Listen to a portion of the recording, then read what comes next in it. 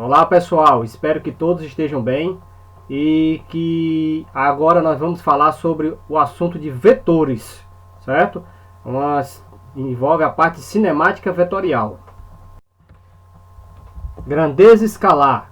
Apenas o número e sua respectiva unidade caracteriza a grandeza física. Exemplo: comprimento, área, volume, temperatura, massa, tempo, velocidade escalar e aceleração escalar, entre outros. Nós temos aí o volume igual a 3 metros cúbicos, onde o volume é a grandeza física, o 3 é o valor numérico e os metros cúbicos a unidade. Já a grandeza vetorial, ela tem algumas características que nós vamos ver agora. Algumas vezes necessitamos mais que um número e uma unidade para representar uma grandeza física. Sendo assim, surgiu uma representação matemática que expressa outras características de uma grandeza, como o vetor. Exemplo: velocidade, aceleração, força, impulso, quantidade de movimento, etc. Mas afinal, o que é um vetor? É um ente matemático representado por um segmento de reta orientado e tem algumas características básicas: módulo, que seria o valor da grandeza; direção, sentido, onde a flecha está apontando. Uma direção tem dois sentidos, ou seja, a direção ela pode ser dita como vertical ou horizontal, e o sentido é o que a flecha vai apontar, da esquerda para a direita, da direita para a esquerda, de cima para baixo ou de baixo para cima, ou até mesmo inclinado. Representação de uma grandeza vetorial: a letra, que representa a grandeza, e uma flechinha sobre a letra. Nós temos aí os vetores D, o vetor F e o vetor D. Comparação entre vetores. Vetores iguais têm o mesmo módulo, mesma direção, mesmo sentido. Então o vetor A é igual ao vetor B. Nós vemos aí o vetor em azul e o vetor vermelho.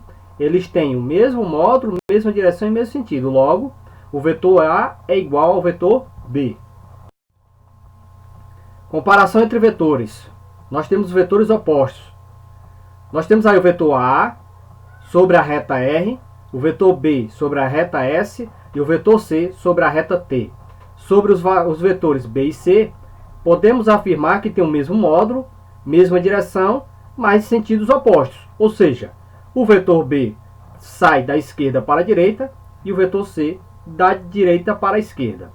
Logo, o vetor A é igual ao vetor B, que é igual ao oposto do vetor C, que é representado pelo sinal negativo menos vetor C. O vetor C é o oposto aos vetores A e B. Soma vetorial. Através da soma vetorial encontramos o vetor resultante. O vetor resultante seria como se todos os vetores envolvidos na soma fossem substituídos por um, e este tivesse o mesmo efeito. Existem duas regras para a soma de vetores. É a regra do polígono, é utilizada na adição de qualquer quantidade de vetores. Exemplo, o vetor A, vetor B e vetor C, só é somar o vetor A mais B mais C. Para isto devemos posicionar cada vetor junto ao outro, de forma que a extremidade de um vetor coloca-se junto à origem do outro. E o vetor soma ou vetor resultante será o vetor que une a origem do primeiro vetor com a extremidade do último, formando assim um polígono. Fazendo a soma, através da regra do polígono, nós temos essa figura aí. Vetor A, aonde termina a seta, começa o vetor B, e aonde termina com a seta do vetor B, começa o vetor C, e o vetor CS é o vetor soma, que começa do início do vetor A e termina no final do vetor C. Regra do paralelogramo. É utilizada para realizar a adição de apenas dois vetores. Exemplo: vetor A e vetor B. Determinar a soma do vetor A mais B. A origem dos dois vetores deve estar no mesmo ponto. Traçar uma reta paralela a cada um deles, passando pela extremidade do outro. E o vetor soma, ou vetor resultante, será o vetor que une a origem dos dois vetores, com o cruzamento das duas retas paralelas a cada vetor, formando assim um paralelogramo. Veja o esquema.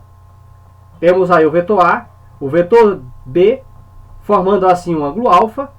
Transportamos o vetor B com um segmento paralelo e o vetor A também com segmento paralelo. Essas retas paralelas são ao vetor A e que passa pela extremidade do vetor B. Logo, o R é o vetor resultante. E o módulo, ou seja, o valor desse vetor resultante será dado por R ao quadrado, que é igual a ao quadrado mais B ao quadrado, mais 2AB cosseno alfa. Essa também é chamada de lei dos cossenos. Regra do paralelogramo, casos particulares.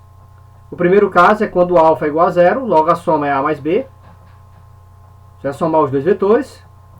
Segundo caso, alfa é igual a 180 graus, logo a soma é A menos B. E o terceiro caso é quando alfa é igual a 90 graus. A soma ao quadrado é igual ao quadrado mais B ao quadrado. Nós temos aí a regra do paralelogramo, 3 pessoas, indicado por F1 e F2, 2 pessoas, e a terceira pessoa que está à frente delas. Nós temos aí o vetor resultante entre elas, F1, está aí a regra do paralelogramo, F2 perpendicular a F1, e R e o vetor R, ele é um vetor que forma um paralelogramo, com as suas devidas retas paralelas aos vetores F1 e F2. Subtração de vetores. Considere os vetores a seguir. Vetor A, vetor B. Realizar a subtração A menos B, vetor A menos vetor B, é como somar vetor A mais um vetor de mesma intensidade, mesma direção, mas de sentido oposto ao do vetor B, originalmente representado. Na realidade, estaremos fazendo a adição do vetor A com o vetor oposto ao vetor B, ou seja, nós vamos somar A mais menos B. Nós temos aí o vetor A e o vetor oposto a B. O vetor B tinha saído da esquerda para a direita e o vetor menos B sai da direita para a esquerda. Consequentemente, o vetor resultante ele começa do vetor A e termina no vetor B. Decomposição de vetores. Valor das componentes em x e y.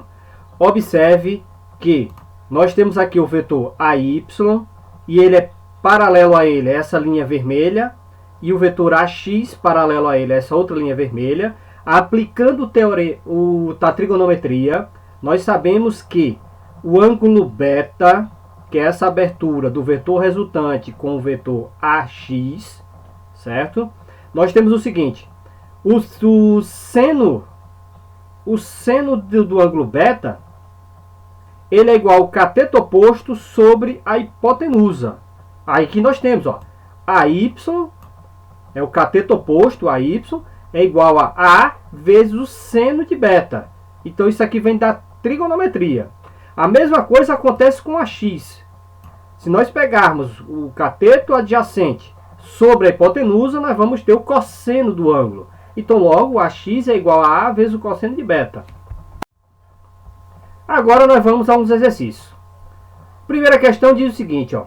A velocidade de um projétil é de 20 metros por segundo, horizontal e para a direita. Interprete as informações. Intensidade da velocidade.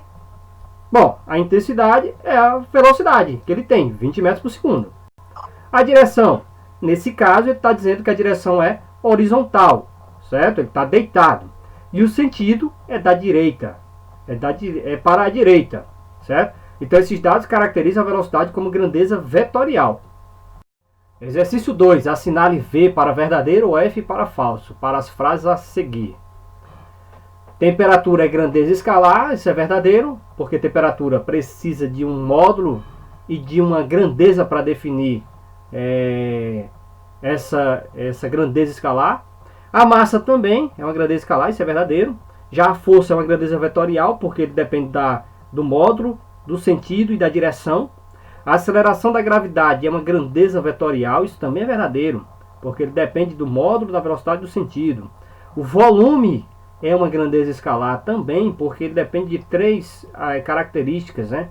módulo, módulo, direção e sentido. E o tempo é uma grandeza vetorial? Não, isso é falso, porque o tempo ele precisa saber, ele tem que ter um valor numérico e também tem que ter uma grandeza para definir se é hora, se é minutos, se é segundos, se é ano. Então, com isso nós terminamos nossa aula. Muito obrigado e boa aula a todos.